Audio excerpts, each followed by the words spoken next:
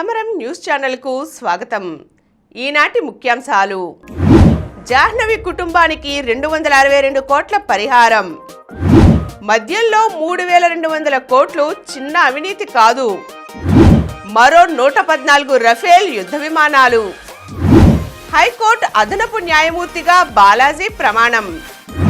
మొలకెత్తిన వెల్లుల్లితో గుండె ఆరోగ్యం మెరుగు. ఈ రోజు వార్తలను చూద్దాం. జాహ్నవి కుటుంబానికి 262 కోట్ల పరిహారం.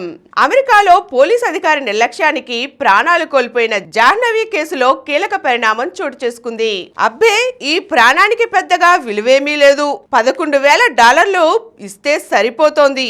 3 ఏళ్ల కిందట కర్నూలు జిల్లాకు చెందిన కందుల జాహ్నవి దుర్మరణంపై ఓ పోలీసు అధికారి నిర్లక్ష్యంతో అన్న మాటలివి. అయితే నేడు ఆమె కుటుంబానికి $29 మిలియన్ పరిహారం చెల్లించేందుకు సియాటల్ స్థానిక ప్రభుత్వం ఒప్పందం కుదుర్చుకుంది. ఈ మేరకు సిటీ అటార్నీ ఎరికా ఇవాన్స్ బుధవారం ప్రకటన విడుదల చేశారు. జాహ్నవి కందుల మృతి అత్యంత బాధాకరం. ఈ పరిహారంతో ఆమె కుటుంబానికి కాస్తైనా ఉపశమనం లభిస్తుందని ఆశిస్తున్నామని ఆమె పేర్కొన్నారు. 3 ఏళ్ల న్యాయ పోరాటం తరువాత జాహ్నవి కుటుంబానికి ఈ పరిహారం దక్కింది. ఈ పరిహారం ప్రకటన వినకముందే జాహ్నవి తండ్రి శ్రీకాంత్ మృతి చెందారు. కేవలం 2 రోజుల కిందటే ఆయన గుండెపోటుతో దుర్మరణం చెందడం విషాదకరం. హైకోర్టు అదనపు న్యాయమూర్తిగా బాలాజీ ప్రమాణం. హైకోర్టు అదనపు న్యాయమూర్తిగా బాలాజీ మెడమల్లి ప్రమాణం చేశారు. మొదట కోర్టు హాల్లో గురువారం ఏర్పాటు చేసిన కార్యక్రమంలో హైకోర్టు ప్రధాన న్యాయమూర్తి జస్టిస్ ధీరజ్ సింగ్ ఠాకూర్ ఆయనతో ప్రమాణం చేయించారు. అదనపు న్యాయమూర్తిగా బాలాజీ నియామకంపై రాష్ట్రపతి ద్రౌపది ముర్ము జారీ చేసిన ఉత్తర్వులను హైకోర్టు రిజిస్ట్రార్ జనరల్ పార్థసారథి చదివి వినిపించారు. ప్రమాణం చేసిన అనంతరం జస్టిస్ రవినాథ్ తిల్హరితో కలిసి జస్టిస్ బాలాజీ కేసులను విచారించారు. జస్టిస్ బాలాజీ రాకతో హైకోర్టులో న్యాయమూర్తుల సంఖ్య 33కు చేరింది. ప్రమాణ స్వీకారోత్సవానికి హైకోర్టు న్యాయమూర్తులు, జస్టిస్ బాలాజీ కుటుంబ సభ్యులు, రిజిస్ట్రార్లు, న్యాయవాదులు దంబలపాటి శ్రీనివాస్, అదనపు ఏజీ సాంబశివ ప్రతాప్, పిపి మెండా లక్ష్మీనారాయణ తదితరులు పాల్గొన్నారు. మద్యంలో 3200 కోట్లు చిన్న అవినీతి కాదు. బ్యూరోక్రాట్లు, రాజకీయ పలుకుబడితో ఉన్నత హోదాలు అనుభవించేవారు, తుది నిర్ణయాలు తీసుకునేవారు, వీరందరి మధ్య నేరపూరిత కుట్ర, క్రియాశీలక సహకారం, కుమ్మక్కు లేకుండా 3200 కోట్ల భారీ అవినీతి సాధ్యం కాదు. ఇదేమీ చిన్నది కాదు. ఈ కేసులో కొందరు నిందితులు బెయిల్ మీద విడుదలైనంత మాత్రాన మిమ్మల్ని విడుదల చేయాలనేమీ లేదు. అందువల్ల బెయిల్ ఇవ్వడం కుదరదు. మీరు మరికొంతకాలం వేచి చూడండి అని సుప్రీంకోర్టు ప్రధాన న్యాయమూర్తి జస్టిస్ సూర్యకాంత్ మద్యం కుంభకోణంలో ప్రధాన నిందితుడు A1 రాజ్ కసిరెడ్డికి స్పష్టం చేశారు. బెయిల్ కోసం అతను దాఖలు చేసిన పిటిషన్పై CJI justice Surya Kant, justice Joy Malya బాగ్చీలతో కూడిన ధర్మాసనం గురువారం విచారించింది. గత సోమవారమే ప్రధాన న్యాయమూర్తి ధర్మాసనం బెయిల్ ఇవ్వడానికి నిరాకరించినా వాదనలు వినిపించడానికి కొంత సమయం ఇవ్వాలని రాజ్ కసిరెడ్డి న్యాయవాది చేసిన విజ్ఞప్తి మేరకు గురువారం విచారణ జరిగింది. మరో 114 రఫేల్ యుద్ధ విమానాలు. భారత రక్షణ రంగ చరిత్రలో అతిపెద్ద కొనుగోలు ఒప్పందానికి రంగం సిద్ధమైంది. దేశ పోరాట సామర్థ్యాలను గణనీయంగా మెరుగుపరిచేలా మరో 114 శత్రు భీకర రఫేల్ యుద్ధ విమానాలు మన వాయుసేన అమ్ముల పొదిలో పెరగనున్నాయి. ఇందుకోసం ఫ్రాన్స్ సర్కారుతో కేంద్ర ప్రభుత్వం భారీ స్థాయి ఒప్పందం కుదుర్చుకోనుంది. ఈ మేరకు దీర్ఘకాలంగా పెండింగ్లో ఉన్న ప్రతిపాదనకు రక్షణ మంత్రి రాజ్నాథ్ సింగ్ నేతృత్వంలోని రక్షణ కొనుగోళ్ల మండలి గురువారం ఆమోదముద్ర వేసింది.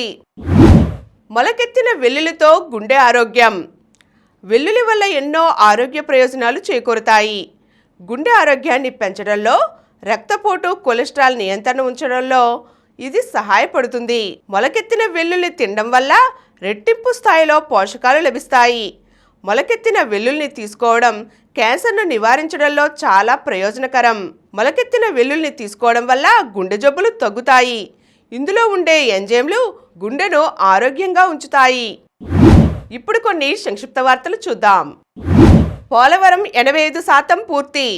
కేంద్ర సాయం 27,000 కోట్లు. 2024-25లో 5,512 కోట్ల విడుదల. లోక్సభలో కేంద్ర ప్రభుత్వం వెల్లడి. నమీబియాపై భారత్ ఘన విజయం. టీ20 ప్రపంచ కప్లో డిఫెండింగ్ ఛాంపియన్ జోరందుకుంది. ముంబైలో కాస్త కష్టపడ్డ టీమిండియా ఢిల్లీలో చెలరేగిపోయింది.